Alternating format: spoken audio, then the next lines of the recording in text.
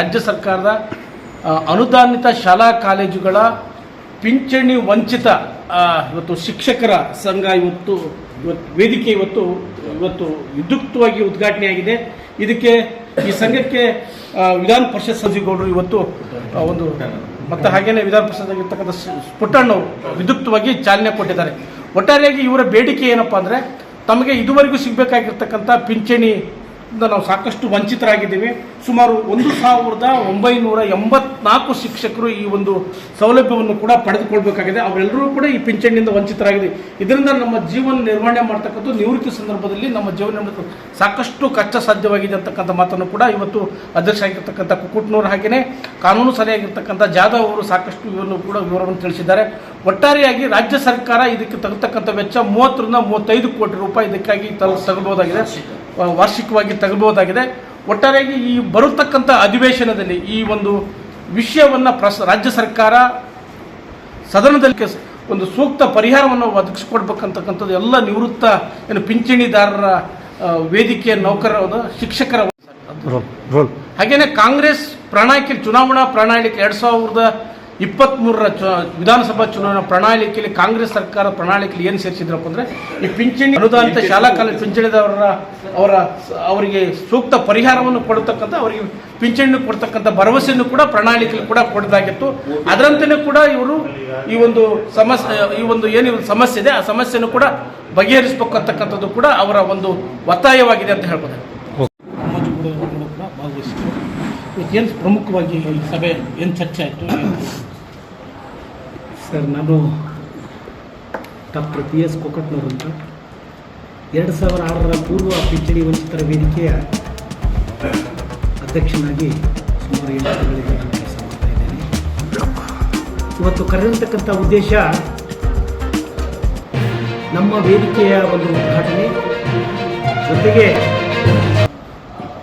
2025 ಜನವರಿಯಿಂದ 2025 ಜುಲೈವರೆಗೆ ಯಾರು ನಮ್ಮ ಒಂದು ಸೇವೆಯಿಂದ ವಯೋನಿವೃತ್ತಿ ಹೊಂದಿದ್ದಾರಲ್ಲ ಅವರನ್ನು ಸನ್ಮಾನಿಸ್ತಕ್ಕಂಥ ಕಾರ್ಯಕ್ರಮ ಇತ್ತು. ಅದರ ಜೊತೆಗೆ ಪಾಲಿಟೆಕ್ನಿಕ್ ಕಾಲೇಜು, ಗೇಟ್ ಕಾಲೇಜು, ಕಾನೂನು ಕಾಲೇಜುಗಳು ಹಂತ ಹಂತವಾಗಿ ಅನುದಾನವನ್ನು ಪಡ್ಕೋಬೇಕಾದರೆ ಆಗಿನ ಸಂದರ್ಭದಲ್ಲಿ ಆ ಒಂದು ವ್ಯವಸ್ಥೆಯಲ್ಲಿ ಕೆಲಸ ಮಾಡ್ತಕ್ಕಂಥ ನೌಕರರ ವಯಸ್ಸು ಏನಾಗಿತ್ತು ಅಂತಂದರೆ ಅದು ಎಲ್ಲಿಯನ್ನು ಮೀರಿ ಹೋಗಿತ್ತು.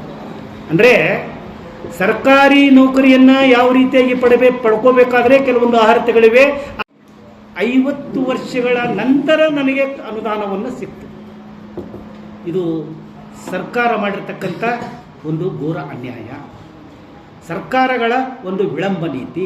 ಆ ವಿಳಂಬ ನೀತಿಯಿಂದ ಇವತ್ತು ನಮ್ಮ ಕರ್ನಾಟಕ ರಾಜ್ಯದಲ್ಲಿ ಸುಮಾರು 1983 ಜನ ಇವತ್ತು ನಾವು ಬಹಳ ಸಂಕಷ್ಟದ ಪರಿಸ್ಥಿತಿಯಲ್ಲಿ 50 ವರ್ಷಗಳ ನಂತರ ನನಗೆ ಅನುದಾನವನ್ನು ಸಿಕ್ತು. ಇದು ಸರ್ಕಾರ ಮಾಡಿರ್ತಕ್ಕಂಥ ಒಂದು ಘೋರ ಅನ್ಯಾಯ, ಸರ್ಕಾರಗಳ ಒಂದು ವಿಳಂಬ ನೀತಿ. ಆ ವಿಳಂಬ ನೀತಿಯಿಂದ ಇವತ್ತು ನಮ್ಮ ಕರ್ನಾಟಕ ರಾಜ್ಯದಲ್ಲಿ ಸುಮಾರು 1983 ಜನ ಇವತ್ತು ನಾವು ಬಹಳ ಸಂಕಷ್ಟದ ಪರಿಸ್ಥಿತಿಯಲ್ಲಿ. ಜಂಟಿ ನಿರ್ದೇಶಕರ ಕಚೇರಿಯಿಂದ ಮಾತ್ರ ಮಾಹಿತಿ ಬಂದಿದೆ, ಇನ್ನು 5 ಜಿಲ್ಲೆಗಳಿಂದ ಬಂದಿಲ್ಲ.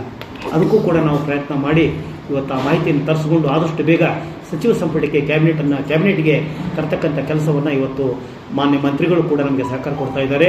ಅದರ ಪ್ರಯುಕ್ತವಾಗಿ ಅಧಿಕಾರಿಗಳಲ್ಲಿ ಕೂಡ ನಾವು ನಿವೇದನೆಯನ್ನು ಮಾಡಿಕೊಳ್ತಾ ಇದ್ದೇವೆ. ಮಾಹಿತಿಯನ್ನು ಆದಷ್ಟು ಬೇಗ ತರಿಸಿ ನಮಗೆ ಏನಾದರೂ ಇದಕ್ಕೆ ಒಂದು ಪರಿಹಾರ ಹುಡುಕಿ ಅಂತಕ್ಕಂಥ ವಿಚಾರದಲ್ಲಿ ನಾವಿದ್ದೇವೆ. ಅವನಿಗೆ ಅದು ಕೊಡ್ತಾರೆ ಹಂತವಾಗಿ, ಅದು ನಮ್ಗೆ ಅನ್ವಯ ಆಗಿಲ್ಲ. ಅದಕ್ಕೀಗ ನಮಗೆ 1984 ಜನರನ್ನ ನಾವು ಏನೈತಿಲ್ಲ, ಮೊದಲ ಹಂತವಾಗಿ ನಿವೃತ್ತಿ ಆದವರಿಗೆ, ಮರಣ ಹೊಂದಿದವರಿಗೆ ಅವ್ರು ಬದುಕಲಿಕ್ಕೆ ಅವಕಾಶ ಮಾಡಿಕೊಡಿ. ಅವ್ರು ಬದುಕಲಿಕ್ಕೆ ಅವಕಾಶ, ನಂತರ ಹಂತ ಹಂತವಾಗಿ ಗ್ರಾಜುವಲಿ ಮತ್ತು ಸರ್ಕಾರದ ಮೇಲೆ ಹೊರೆ ಬೀಳೋದಿಲ್ಲ. 6,000 ಚಿಲ್ಲರೆ ನಾವು ಹೇಳಿನಲ್ಲ, 981 ಹಂತ ಹಂತವಾಗಿ ಅವ್ರಿಗೆ ಸಿಗ್ತದೆ.